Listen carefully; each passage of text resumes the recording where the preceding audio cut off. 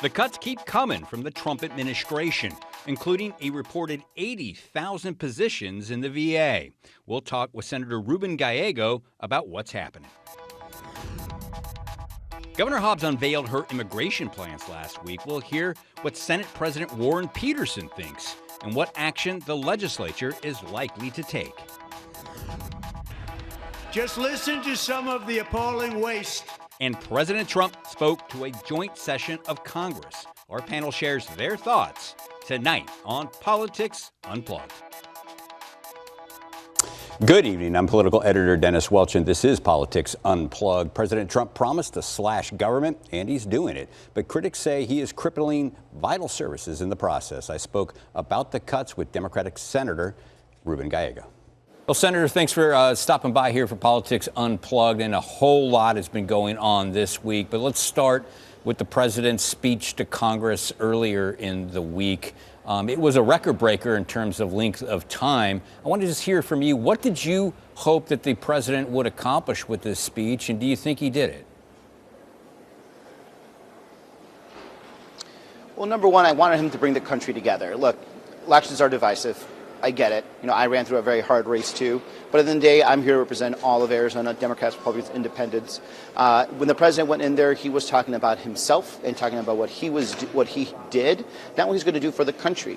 Now, there are some very good highlights that I think we all could agree with. It is good that we have border crossing down to the lowest it's ever been.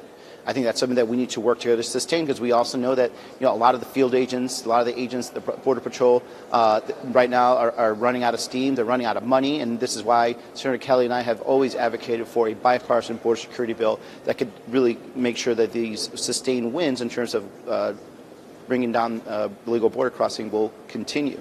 But there's other areas that I'm very disturbed about. The longest speech that has ever been seen in the State of the Union, he spoke very little, I think less than 5 minutes, when it comes to bringing down the cost of living. And that's what's really hurting Arizona right now. I know everyone talks about egg prices, but it really is high egg prices. My fries on 24th Street and Baseline, egg prices are still above $7 for a dozen. Housing, still extremely expensive in Arizona. It's impossible for you to buy an affordable house. Mortgage rates are still too high. And the president's not doing anything or talking about that, or he's just blaming the past administration. And now he's getting into two things that are going to be really impactful and harmful to Arizona. A trade war, which will increase the unemployment rate in Arizona because we're going to start losing jobs, and then wants to get rid of the CHIPS Act.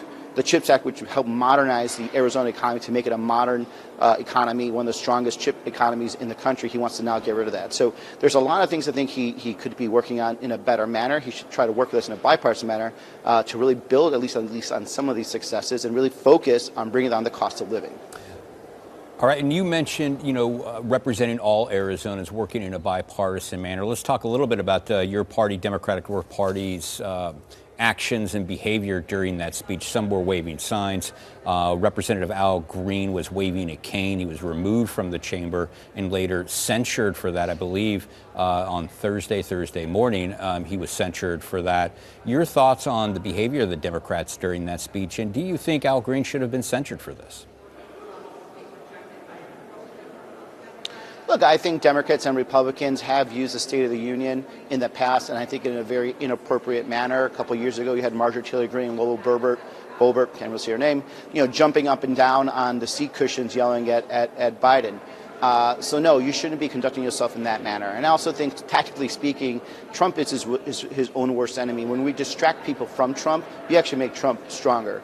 And while I think Representative Green did go too far, I think censoring him was not the route to go. We haven't censored other people in the past that have engaged in this type of behavior. I think there should be an overall conversation that we have going forward and going to the future about what we expect in terms of members. But Representative Green is a good man, and hopefully he knows that what he did was incorrect. Okay.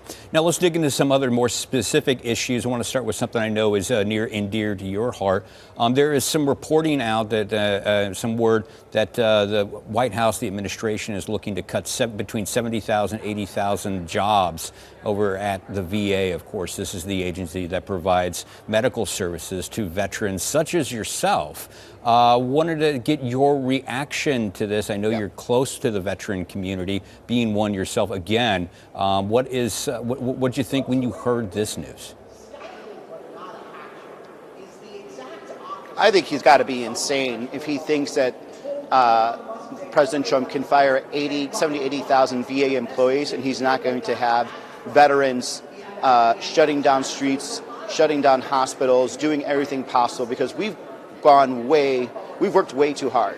You know, when I first got back from war, it was nearly impossible for me and my friends to get service. You know, a lot of us were rejected. A lot of us were thrown into the streets. A lot of us were just given a bunch of drugs to deal with quote-unquote pain, and many of us ended up, unfortunately, on opioid addiction. We're not going back. So if this president thinks, or Elon Musk more importantly thinks, that he's going to be able to do that to us as veterans, they're going to come up for a very, very rude awakening. The veteran community, Democrat, Republican, Independent, is not going to stand for it, and we will shut absolutely everything down if they attempt to go that route. Well, the administration has been very clear, the administration and their newly created Department of DOGE, Department of Government Efficiency, have been clear they want to cut costs. And Doug Collins, the director, I believe, of the VA, is recently quoted as saying that Trump won a mandate to make, quote, generational change. Do you agree with that statement? He did not win a mandate to win generational change that's going to kill thousands of veterans. Let's be clear. You fire 80,000 VA employees, thousands of veterans will die. Whether it be by their own hands because they're not going to be getting veteran services, or it's going to be because of an increase in homelessness or care that is missed. And by the way, it's not efficiency that they're looking for. They're looking for an excuse to be able to find enough money to give tax cuts to Elon Musk and his buddies, because the second largest government-run organization of employees that is dedicated, by the way, to just serving veterans is the VA. And when they realize they can't go and gut Medicaid, now they're going to go after this. So once they see the error of their ways, I don't think they're going to do it. But let's be clear what they're trying to do. They're just trying to figure out a way to give Elon Musk and his buddies a tax cut. And they're going to do it on the backs of veterans. Well, that's an interesting, it makes it for a nice transition here. We also saw that a Congressional Budget Office, they released a report saying that the administration is not going to get the kind of cost savings they want to extend those tax cuts without cutting or touching Medicaid, Medicare, or those types of entitlement programs. This is all part of a House budget framework that was passed last week. It should be headed to the Senate. What are you prepared to do given this new information now? What are Democrats preparing to do in the Senate? Well, for example, myself and Sarah Mark Kelly are going to be hosting Save Medicare and Medicaid town halls in Arizona starting in mid-March. We want to make sure that people understand what is really at risk. We're also going to be going into rural Arizona to make sure that they know that they're particularly at risk. 30% of rural Arizona is on Medicaid. There will be rural hospitals that will shut down, and people are going to have to drive hours and hours to a major city in order for them to get basic services, because these guys, these tech bros, these Elon Musks of the world want a massive tax cut. The solution to this is very simple. They do not need a tax cut. The people that need tax cuts are the middle class of America. The families that are making less than $100,000 that have been really hurt and impacted by inflation, they're the ones that we need to be focusing on giving them a tax cut. We have the room, the capacity to do that without actually impacting all these very important services. But if you add the top richest people in this country who aren't even going to notice this tax cut, the only way you're going to be able to afford that is by gutting these very important safety net programs such as Medicaid, such as Medicare, and apparently now the VA. As much as I'd like to continue the conversation, there's always not enough time. I wish we had a whole lot more of it. We're going to have to end it right there. I want to thank you very much for stopping by. Thank you. Gracias, Dennis. I'll see you soon. Still ahead, Senate President Warren Peterson joins us to talk about his plans this session and what he thought of Governor Hobbs' immigration plan. That's next on Politics Unplugged.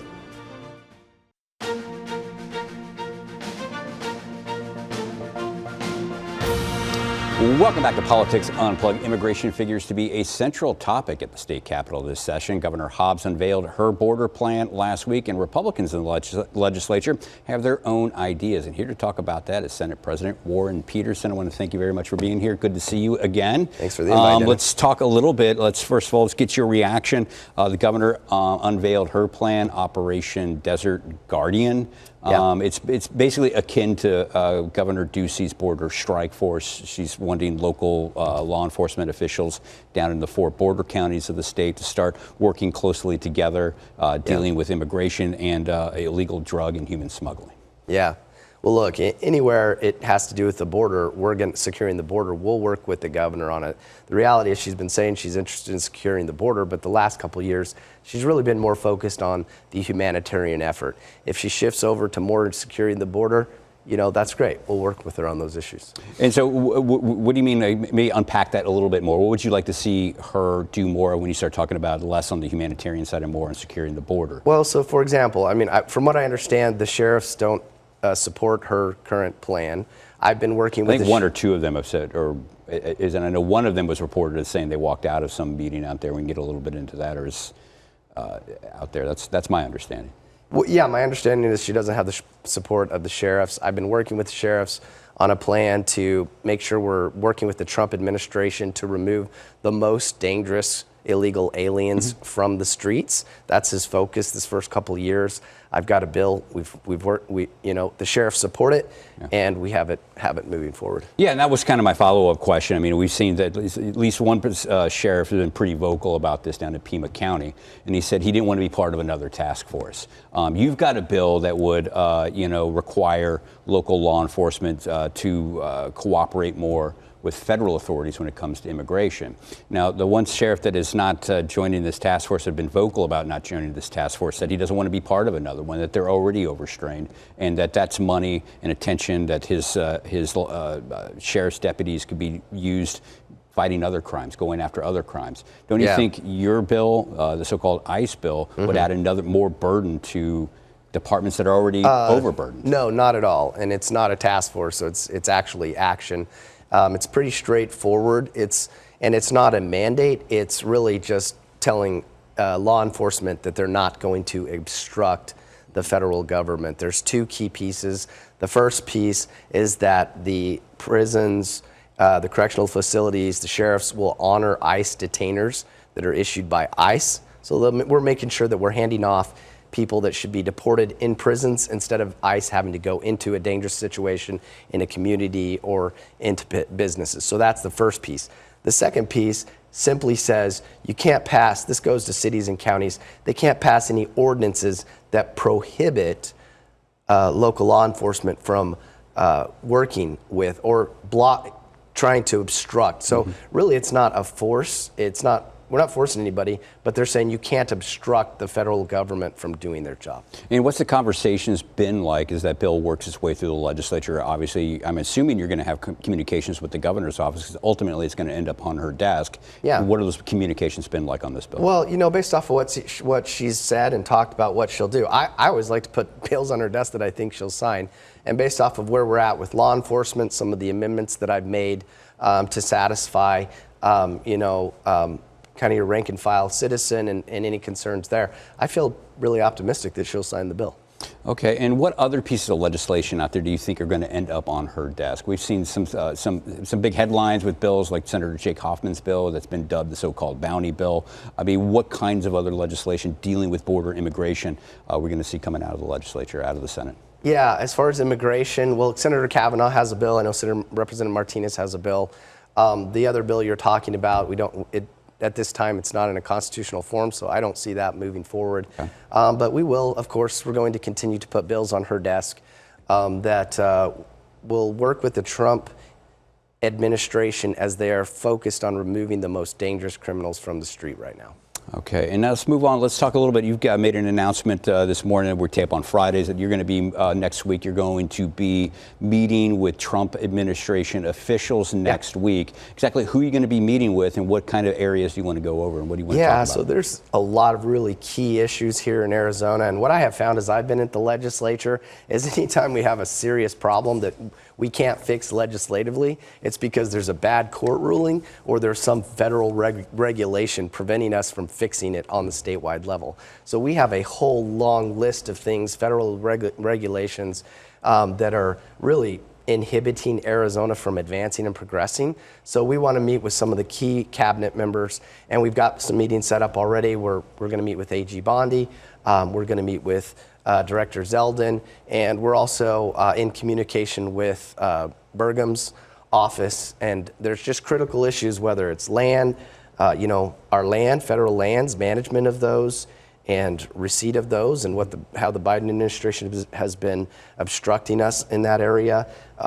Gas, fuel blends, PM10, PM2.5. We're in over, the Senate has been involved because our AG has not been defending our laws. We've been involved one way or another in over 51 lawsuits. So there's a lot of litigation out there. City of Phoenix, Maricopa County, the schools. I mean, everywhere you look, there's some litigation that is keeping Arizona from advancing. So we'd like to discuss some of that litigation with AG Bondi. As we move forward and as the Trump administration moves forward, we know that instead of fighting the Biden administration, we now have a friendly partner.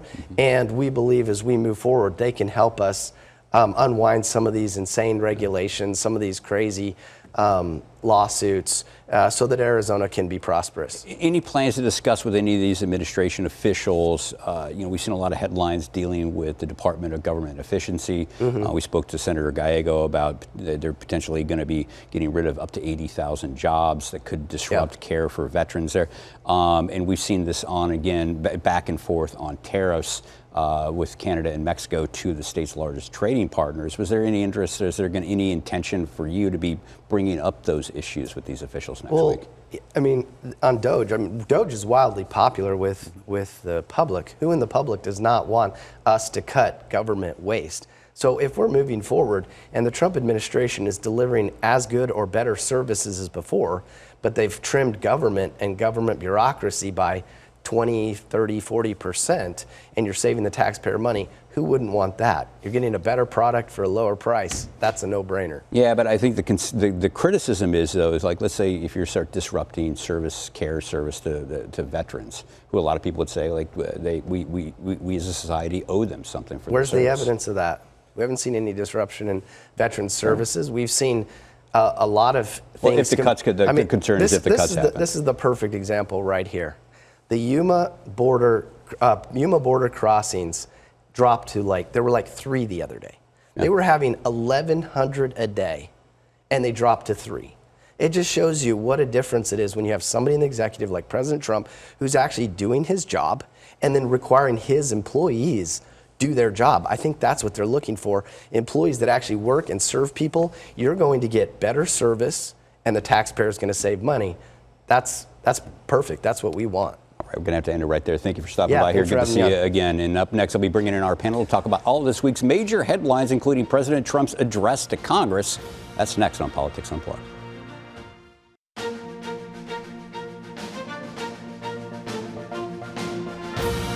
And welcome back to Politics Unplugged. There's a lot to talk about from President Trump's speech this week, so let's get to it with our panel. Dan Scarpinato, former Chief of Staff of Governor Ducey, and former Democratic lawmaker Reginald Bolding. Thank you both for being here. Let's start with you, Dan. Thoughts on the joint the address to Congress from the president this week? It was a record breaker in terms of length. It was, and I think President Trump looked really strong, and Democrats looked really weak, disorganized, petty, and without any direction or agenda. Your thoughts? Well, this was the moment in which we all thought that Donald Trump would put the campaign behind him and he'd actually be the leader and try to unify the country. That's not what you saw. You saw someone who's still divisive, still playing victim, still blaming the Biden administration. You have to make sure that as the president of the United States, you can move the country forward in an optimistic approach. And we just didn't see that. And I would just note, though, that the issues that the president touched on are ones that are unifying, that 80% of the country agree with. So I think the hard partisan Democrats in Congress maybe just don't like Trump and have this kind of obsession with opposing him. But his agenda is really popular. Yeah, but don't you think, the intention of the speeches like this maybe should be a little bit more unifying? Do you think that this was a unifying speech? I do think it was a unifying speech, and I think if you go back and look at President Biden and President Obama's speeches, they were campaign rally speeches. President Obama was attacking George W. Bush in year 8 of his administration. So I actually think this was a more unifying speech than we've seen from the Democratic presidents of late. Well, one thing that I'm going to say is that, what you're going to see across the country, not just at, in the halls of Congress, is when you start taking away people's Social Security, Medicaid, Medicare, health insurance for children, 46% of the federal budget is Social Security and it's health care. And Trump's trying to take a hatchet to everyday Americans' families. And, if they thought that Democrats were a little rowdy in the halls of Congress, wait till these congressmen go to communities and see people who say, I don't want my health care or Social Security benefits taken away. All I know is when Mr. Bolding was minority leader and Governor Ducey was governor, he at least stood for him when he came in to give his speech. Even if he didn't agree with everything. And now we've reached a point where the Democrats won't even kind of acknowledge the office of the presidency. But is that fair? I mean, look at how Republicans have acted in the past. When Joe Biden was up there, we talked about Marjorie Taylor Greene and Lauren Boebert jumping up and down and yelling and things like that. The Democrats aren't the first ones to act like this. This is all of them, and to not even stand for a cancer victim child, for the parents of Lincoln Riley. I think we've reached a new height of this division, and the Democrats are the ones who are doing it. Well, I think, the theater that you're seeing of these, it's not just the Democrats that have done this. So to be fair, Republicans have engaged in we're talking about the speech the other night, I and know. They're the ones who did What it. I was doing is I'm setting up the larger speech. I'm like, is this speech even worth it anymore? Because it's really been, in my opinion, been kind of devolving into this. It's just kind of spectacle now. The reality right now is American politics has really reached the tipping point. And, it's one of those things where you have to have someone who has to be the adult in the room. Hopefully it could be the president of the United States. But, by the antics that we saw in the Oval Office and also what we saw in front of Congress, I'm not sure he's that person. All right. Well, Joe Biden gave a State of the Union a year ago. Everybody said it was so great because he was pumped up on whatever and that he was going to be a great nominee. I mean, yeah, we should have a State of the Union, and just because Trump is now giving it doesn't mean we should cancel it. All right, really quick, I do want to bring it down back to the state level here. We did see a memo that was put out by Governor Hobbs' campaign. She's up for re-election next year. They're putting in pretty rosy terms. They think they can win re-election, and here's the quote we pulled from that. It says, while Arizona Republicans guarantees this race will be a nail-biter from now until November 2026, betting against Katie Hobbs will only guarantee you walk away empty-handed. Reginald, are you betting on the governor to win in 2026? Well, I think she's correct in that this is going to be a nail-biter. It's going to be a very close election. And I think, Arizonans, they're going to judge the governor based on what she's produced. I mean, every time you open up the newspaper, you see more investment in Arizona. You see her, taking proposals on the border. So, I mean, it's going to be a tough, close race. But I think whoever the Republican nominee will play a huge role. And I'll leave it with you. A final note on this. Well, I agree. It's really difficult to beat an incumbent governor. It rarely happens in America. It has rarely happened in Arizona. Yet we live in unprecedented times, and we've seen a lot of precedent fall to the wayside. And I agree. I think it's going to be a barn burner. She barely won 17,000 votes by winning 9% of Republican voters. So if I were her team, I'd ask, what have I been doing every day to win Republicans? All right, we're going to have to end it right there. That is all the time we have, but be sure to join us next week for more Politics Unplugged. Good night.